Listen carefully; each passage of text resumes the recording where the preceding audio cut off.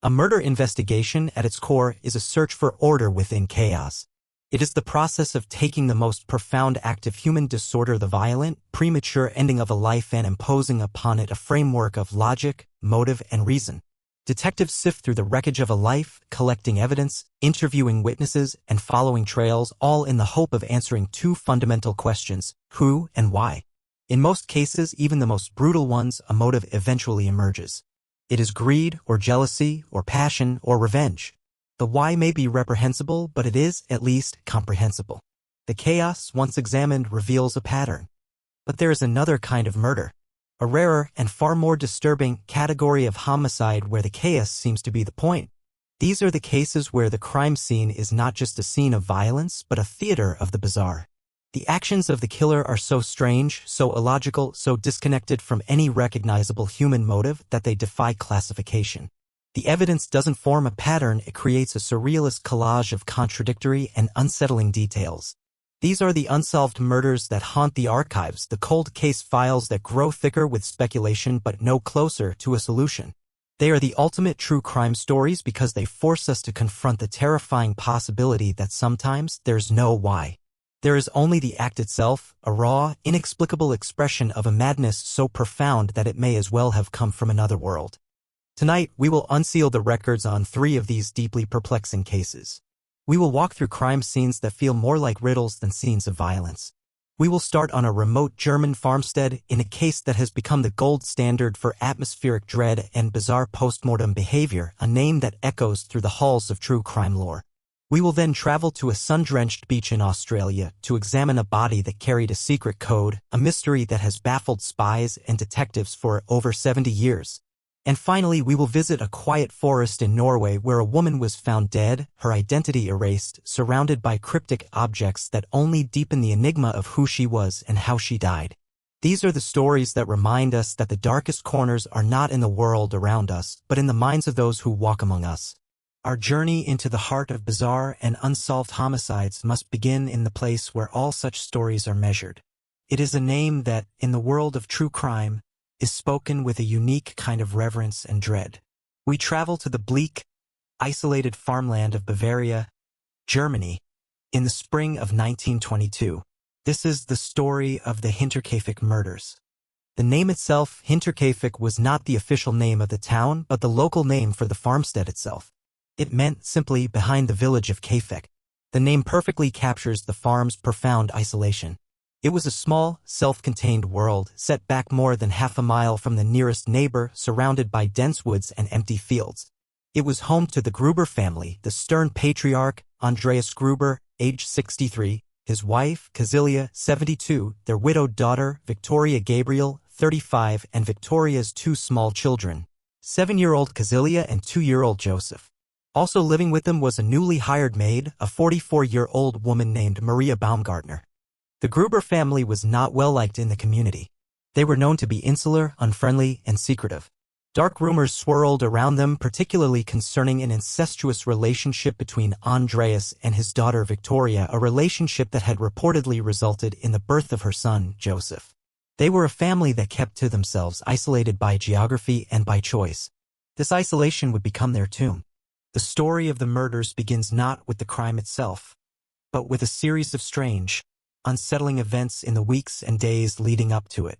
These are the details that elevate the Hinterkaifeck case from a simple murder to a masterpiece of slow-burning, psychological horror. Months before the killings, the family's previous maid had quit abruptly. She claimed the farm was haunted. She told neighbors she heard strange footsteps in the attic and disembodied voices, and that she felt a constant, malevolent presence in the house. The Grubers dismissed her as being unstable. A short time later, Andreas Gruber found a strange newspaper from Munich on his property. He was confused as he had not bought it, and no one in the area subscribed to it. It was as if it had simply appeared. Then, just days before the murders, Andreas discovered a set of footprints in the fresh snow. The tracks led from the dense forest at the edge of his property directly to the farmhouse, but there were no tracks leading away. It was a one-way trail. Someone had come from the woods, approached the house, and then vanished. He spent that night searching the property, firing his gun into the air, but found nothing. The next day, a set of house keys, which had been securely put away, disappeared. The day after that, while working in the barn, Andreas heard footsteps in the attic above him. He rushed up the ladder to confront the intruder, but found no one. He did notice, however, that someone had tried to pick the lock on one of the tool sheds. It's a chilling sequence of events. Someone was on their property. Someone was watching them. Someone was in their house, moving through their attic, toying with them. The family was living in a state of quiet terror, besieged by an unseen, unknown entity. And yet, Andreas Gruber, a stubborn and secretive man, did not go to the police. He confided his fears only to a few neighbors. On March 31, 1922, the new maid, Maria Baumgartner, arrived at the farm to begin her first day of work. It would also be her last. Her sister had accompanied her to the farm and was the last known person to see any of the family alive. Later that same day, young Kazilia did not show up for school. The family did not appear at church on Sunday. The mail carrier noticed that the mail from the previous days was still piled up. For 4 days, the farmstead of Hinterkaifeck was silent. On April 4th, a group of concerned neighbors, led by a man named Lorenz Schlittenbauer, decided to investigate. They approached the farm. The silence was absolute, broken only by the sound of the farm animals which had not been tended to. They peered into the windows but saw nothing. They found the main door to the house barred from the inside. Growing more alarmed, they went to the barn. The barn door was also locked. They managed to force it open. And there, in the dim, dusty light of the barn, they found a scene of unimaginable horror. Lying in the hay, covered by an old door, were 4 bodies. It was Andreas Gruber, his wife Kazilia, his daughter Victoria, and his granddaughter, 7-year-old Kazilia.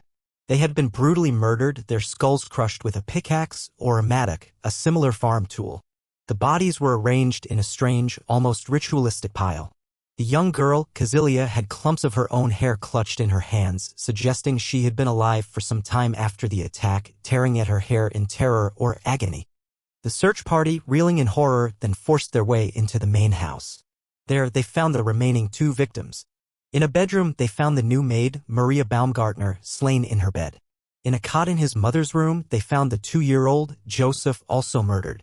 6 people, an entire family and their maid, wiped out. The initial investigation by the Munich police was a masterclass in confusion.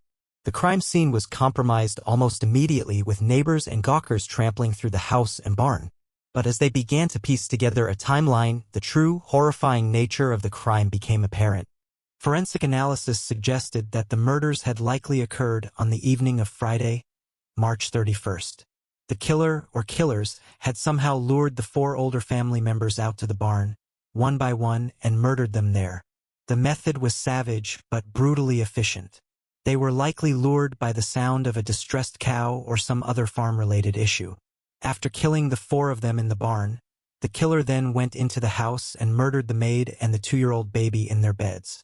But this is where the story descends from a brutal murder into the realm of pure psychological terror.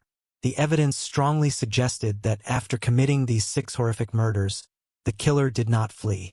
They stayed. For several days, the killer lived in the house with the bodies of their victims. The neighbors had seen smoke rising from the chimney.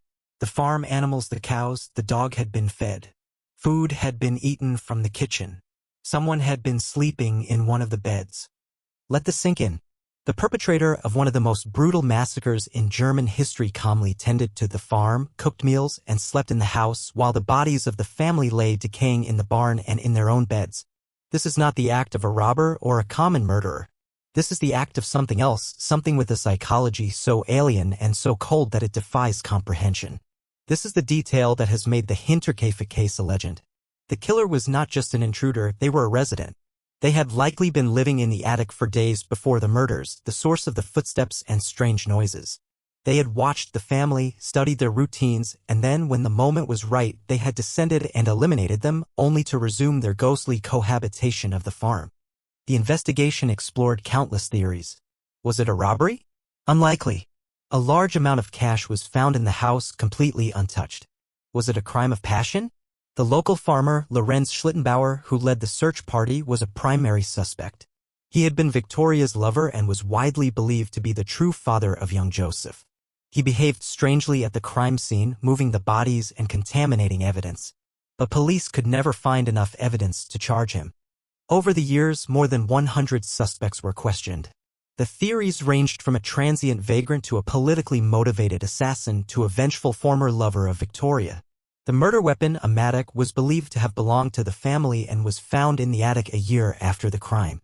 In a final, chilling twist, the heads of the victims were removed during the autopsy and sent to a clairvoyant in Munich for paranormal analysis. The heads were lost during the chaos of World War II and have never been recovered. The 6 headless bodies were buried in a single grave, without the part of them that could identify their killer. The Hinterkaifeck case is the ultimate cold case. It is a perfect, hermetically sealed nightmare. The killer seemingly came from nowhere, lived among his victims like a ghost, committed an act of unspeakable brutality, and then vanished back into the ether, leaving behind a crime scene so bizarre that it continues to haunt the imagination a century later. From the chilling darkness of a Bavarian farm, we now travel to the bright, hot sun of an Australian beach. Here, there was no massacre, only a single, unidentified body. But this body carried a secret so profound, a puzzle so intricate that it has become one of the most intensely studied unsolved murders or unexplained deaths of all time. This is the enduring enigma of the Somerton Man. On the morning of December 1, 1948, the body of a man was discovered lying on Somerton Beach, just south of Adelaide, Australia. He was propped up against a seawall in a relaxed, almost casual position as if he were simply sleeping off a long night. He was impeccably dressed in a suit and tie, his shoes polished. There were no signs of violence, no marks on his body. An unlit cigarette rested on his collar. At first glance, it looked as though he had simply died of natural causes. But when police began their investigation, they realized this was no simple death. The man carried no identification. His wallet was empty. More strangely, all the labels from his clothing had been meticulously cut away. His jacket, his tie, his trousers, every tag that could have identified the maker or the owner was gone. This was not an accidental death, this was a deliberate and systematic erasure of an identity. Who was this man, and why was someone so desperate to ensure he remained anonymous? The autopsy only deepened the mystery. The coroner found evidence of severe internal bleeding and congestion in his stomach and liver, consistent with poisoning. But toxicology tests found no trace of any known poison. The man's last meal, a pasty, was still in his stomach, but it too was clean. The official cause of death was listed as heart failure, likely brought on by an undetectable poison. He had been murdered, but with a substance so sophisticated it left no trace. The police were at a dead end. They had a body without a name and a cause of death without a weapon. They released a photograph of the man's face and his fingerprints to the public, hoping for a lead. The image of the Somerton Man, with his calm, almost handsome features, was published in newspapers across Australia and around the world. No one came forward. No one recognized him. He was a ghost. Months went by. The case grew cold. Then, in April of 1949, a pathologist re-examining the man's clothing found something that had been missed. Tucked away in a tiny, hidden fob pocket sewn into the waistband of the man's trousers was a small, tightly rolled scrap of paper. On it were 2 words printed in an ornate, distinctive font, Tamam Shud. The words were traced to the final page of a rare book of poetry, the Rubaiyat of Omar Khayyam. The phrase is Persian and translates to, "It is ended," or "It is finished." This was a stunning breakthrough. It was a clue, a message from beyond the grave. Police put out a public call. Had anyone found a copy of the Rubaiyat with its final page torn out? The call was answered. A local man came forward. He told police that shortly after the body was found, he had discovered a book in the back seat of his car, which he had left parked near Somerton Beach. He had thought little of it at the time, but after seeing the appeal, he checked the book. It was the specific, rare edition of the Rubaiyat they were looking for. And the final page, the one containing the words Tamam Shud, had been torn out. The police had found the source of the clue. But the book contained even more secrets. In the back, written faintly in pencil, were 5 lines of what appeared to be a code, a jumble of capital letters. Rugobabt, Mliawi, Dimpanip, Liaboyak, Samstgab. Beneath the code was another clue, a phone number. This was a concrete lead. The phone number belonged to a young woman, a nurse, who lived just a short walk from where the Somerton man's body had been found. Her name was Jessica Jo Thompson. When police showed her a plaster cast of the Somerton man's face, her reaction was, by all accounts, extreme. She appeared completely taken aback to the point of giving the appearance that she was about to faint. She seemed shocked, horrified, but she denied knowing the man. She claimed she had no idea who he was or why her phone number would be in his book. She did admit, however, that at one point she had owned a copy of the Rubaiyat. She said she had given it as a gift to a man she knew during World War II, a soldier named Alfred Boxall. For a moment, it seemed the mystery was solved. The Somerton man must be Alfred Boxall. But the police quickly located Boxall, alive and well, living in Sydney. And he still had his copy of the Rubaiyat, the one Jessica had given him, complete with the Tamam-Shud page intact. The police were back to square one. Jessica Thompson remained evasive. She refused to answer most of their questions and seemed terrified. Who was she protecting? And who was the dead man on the beach? The bizarre collection of clues, the undetectable poison, the removed clothing labels, the secret pocket, the book of poetry, the unbreakable code, and the mysterious nurse all pointed in one direction. Espionage. The Cold War was in full swing. Australia, with its close ties to Britain, was a known hub for intelligence activities. Was the Somerton man a spy, murdered by enemy agents? Was the code a message for his handler? Was Jessica Thompson also involved in this world of secrets and lies, a swallow or a sparrow in the game of spies? This theory has become the most dominant explanation for the case. It explains the professionalism of the murder, the obsession with anonymity, and the cryptic clues. The code itself has been studied by cryptographers from the military and intelligence agencies for decades. To this day, it has never been broken. In the years that followed, the mystery only deepened. Jessica Thompson took her secrets to the grave. Her daughter, Kate, has since come forward, claiming she believes her mother did know the Somerton man and that they may have both been Soviet spies.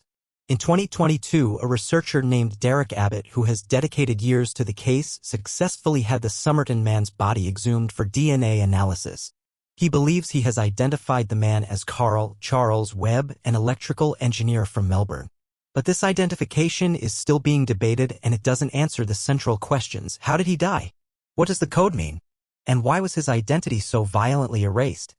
The Somerton man case is one of the most intellectually captivating true crime stories of all time.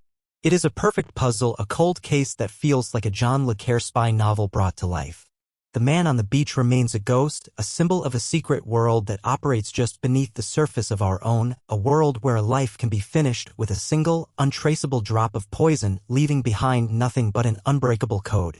Our final story tonight takes us to a place of stark, natural beauty and profound isolation. We travel to the Isdalen Valley in Norway, a place nicknamed Death Valley by locals, known for its rugged terrain and its history of suicides in the Middle Ages. It was here, in November of 1970, that a mystery began that would be just as puzzling and just as anonymous as that of the Somerton man. This is the case of the Isdal woman. On November 29, 1970, a university professor and his two young daughters were hiking in the remote Isdalen Valley. They noticed a strange, unpleasant smell like something burning. Following the scent, they came upon a horrifying scene.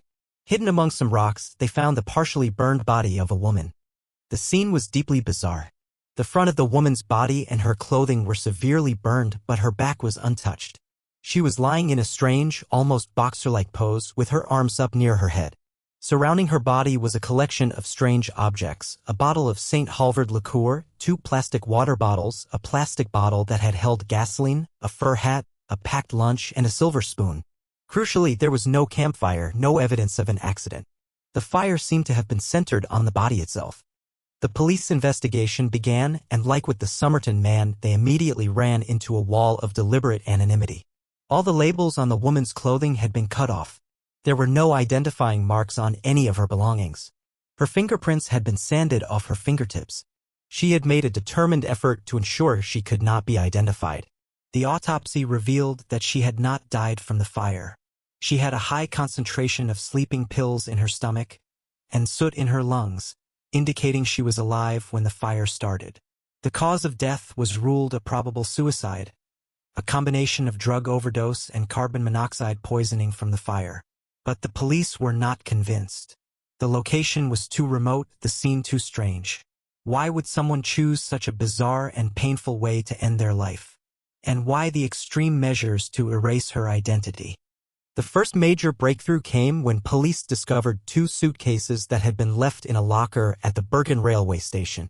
Inside, they found a collection of clothes, all with the labels removed, several wigs, a tube of eczema cream with the prescription label and doctor's name removed, and, most importantly, a notepad.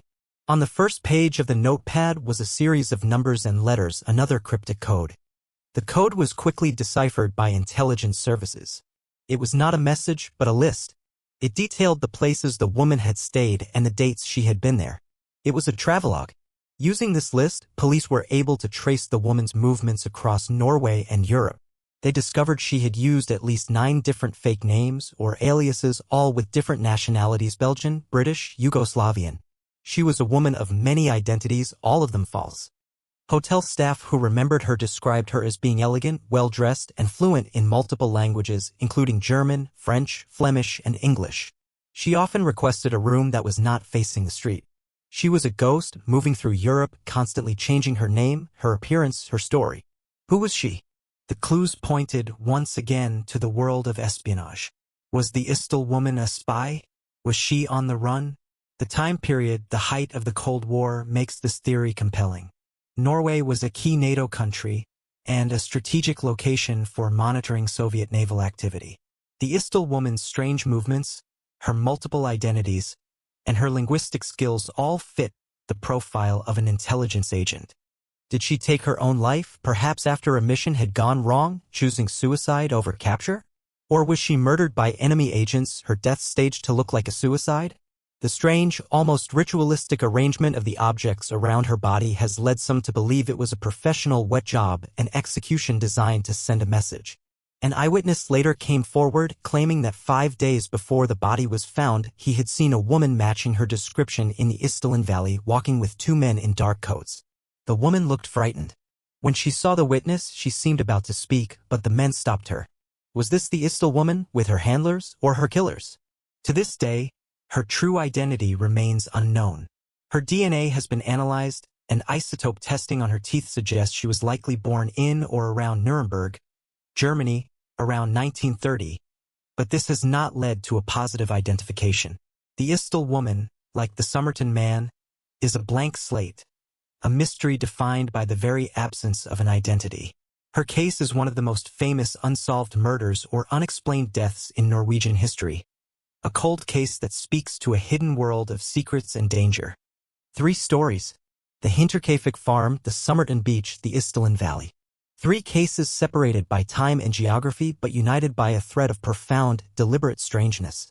These are not just true crime stories, they are existential riddles. They challenge our belief in a rational world. The killers or the forces at work in these cases operated on a logic that is alien to us. They left behind puzzles, codes, and crime scenes so bizarre that they continue to fascinate and horrify us decades, even a century, later. They are a testament to the fact that sometimes the most terrifying mystery is not who did it, but why it was done in such a way that it could never be understood. Thank you for joining me on this journey into these deeply unsettling cases. If you have a theory about what truly happened in any of these mysteries, I encourage you to share it in the comments below. If this exploration of the bizarre and the unexplained has captured your imagination, please subscribe for more deep dives into the cases that defy all reason. Until next time, be wary of the puzzles you find, for some are not meant to be solved.